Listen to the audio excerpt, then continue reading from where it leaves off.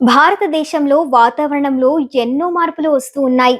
దక్షిణాసియా అంతటా వడగాలుల తీవ్రత పెరుగుతున్న నేపథ్యంలో 2026లో భారతదేశంలో ముందుగానే వేసవి ప్రారంభమైంది.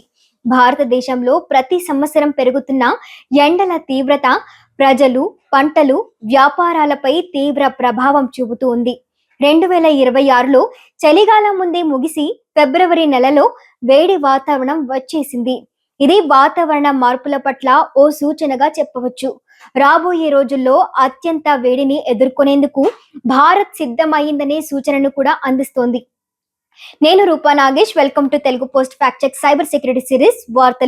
వార్తల వెనుకున్న వాస్తవాలు, ఏది నిజం, ఏది అబద్ధం అన్నీ మీ ముందుంచే మా ప్రయత్నంలో మీరు భాగస్వాములు అవ్వాలంటే ఈ వీడియోను మీరు చివరి వరకు చూసి నలుగురికి షేర్ చేయండి. అలాగే మన ఛానల్ని కూడా సబ్స్క్రైబ్ చేసుకోండి. భారతదేశంలోని దాదాపు 300 జనాభా నివసించే 57% జిల్లాలు ఇప్పటికే అత్యధిక ఉష్ణోగ్రతల ముప్పును ఎదుర్కొంటూ ఉన్నాయి. పెరుగుతున్న రాత్రి ఉష్ణోగ్రతలు ప్రజలను మరింత భయభ్రాంతులకు గురి చేస్తూ ఉన్నాయి. 2024లో భారతదేశంలో 44,000కు పైగా వడదెబ్బ కేసులు నమోదయ్యాయంటే పరిస్థితి ఎంత తీవ్రంగా ఉందో అర్థం చేసుకోవచ్చు.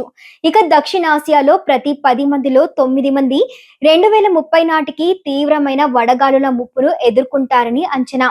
నేపాల్, భూటాన్ వంటి ఎత్తైన దేశాలలో కూడా ఇప్పుడు తరచుగా 40 డిగ్రీలకు పైగా ఉష్ణోగ్రతలు నమోదవుతూ ఉన్నాయి.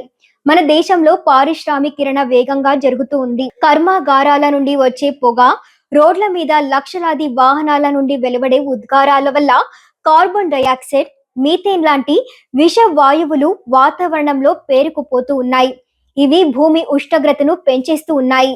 భారతదేశం ప్రధానంగా వ్యవసాయ ఆధారిత దేశం. మన దేశ ఆర్థిక వ్యవస్థ ఋతుపవనాలపై ఆధారపడి ఉంటుంది. వాతావరణ మార్పుల వల్ల వర్షాలు సకాలంలో పడడం లేదు. వస్తే కుంభవృష్టిగా కురిసి వరదలు వస్తూ ఉన్నాయి. లేదంటే చుక్క నీరు కూడా లేక కరువు తాండవిస్తోంది. దీనివల్ల పంటలు నాశమై రైతులు అప్పుల పాలవుతూ ఉన్నారు. ఇంకా ఆందోళనకరమైన విషయం ఏంటంటే భవిష్యత్తులో మనకు ఆహార భద్రత ముప్పు పొంచి ఉంది.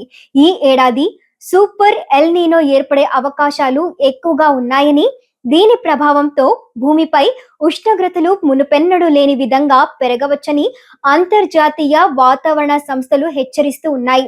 ఇది కేవలం పెసిఫిక్ మహాసముద్రానికే పరిమితం కాకుండా ప్రపంచవ్యాప్త ఆహార భద్రత, ఆర్థిక వ్యవస్థలపై తీవ్ర ప్రభావం చూపనుంది.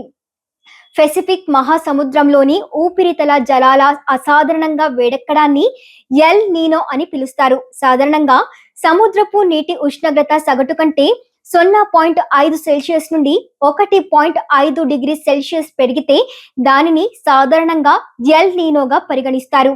ఈ ఉష్ణోగ్రత పెరుగుదల 2.5 డిగ్రీల సెల్సియస్ లేదా అంతకంటే ఎక్కువ నమోదైతే దానిని సూపర్ ఎల్ నీనోగా పిలుస్తారు. గతంలో 1982, 83, 1997, 98, 2015, 16 సంవత్సరాల్లో ఇటువంటి పరిస్థితులు తలెత్తాయి.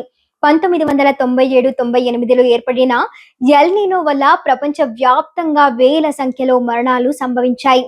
2026లో రాబోయే ముప్పు గత 100 ఏళ్ల రికార్డులను తిరగరాస్తుందని శాస్త్రవేత్తలు అంచనా వేస్తూ ఉన్నారు. మే నెలలో ప్రారంభమయ్యే ఈ ప్రక్రియ ఆగస్టు నాటికి పూర్తి స్థాయిలో బలపడి ఏడాది చివరి వరకు కొనసాగే అవకాశం ఉంది. ఋతుపవనాలు అసాధారణంగా మారి వర్షపాతం గణనీయంగా తగ్గే అవకాశం ఉందని అంచనా వేస్తూ ఉన్నారు. ముఖ్యంగా మధ్య ఉత్తర భారతదేశంలో తీవ్రమైన కరువు పరిస్థితులు ఏర్పడవచ్చని అంటూ ఉన్నారు. సూపర్ ఎల్ నీనో కేవలం భారత్లోనే కాదు, ప్రపంచం మొత్తాన్ని ప్రభావితం చేస్తుందని అంటూ ఉన్నారు. ఆస్ట్రేలియా, ఇండోనేషియా, ఫిలిప్పీన్స్, మధ్య ఆఫ్రికా దేశాలలో తీవ్ర కరువు ఏర్పడవచ్చు. దక్షిణ అమెరికాలోని కొన్ని ప్రాంతాల్లో భారీ వర్షాలు, వరదలు సంభవించే అవకాశం ఉందని నిపుణులు హెచ్చరిస్తూ ఉన్నారు. పెరుగుతున్న ఉష్ణోగ్రతలను తట్టుకోవడానికి సాగునీటి నిర్వహణలు జాగ్రత్తలు తీసుకోవడానికి ప్రభుత్వం, ప్రజలు సిద్ధం కావాల్సింది.